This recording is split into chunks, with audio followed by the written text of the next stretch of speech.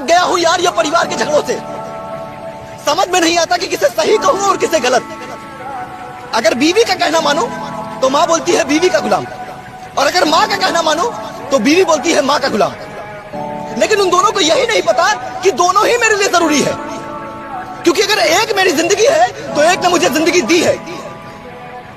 कभी कभी मैं सोचता हूं कि जब एक बेटी गलती करे तो फिर चाहे कुछ भी हो जाए माँ उसे माफ कर देती है, लेकिन जब वही एक बहू गलती करे तो फिर वही सासू माँ उसे माफ क्यों नहीं कर पाती है।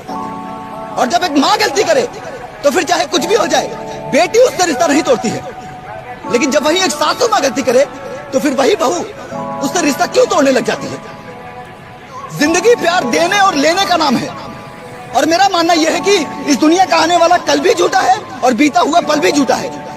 अगर कुछ सच है तो वो है आज, और हमारी जिंदगी का बीतता हुआ हर एक सेकंड हमें उस दलदल की ओर ढकेल रहा है जहां हमें पछतावे के सिवा कुछ हाथ नहीं लगेगा, जहां हमारे माँ बाप भाई बहन तो होंगे लेकिन सिर्फ यादों में।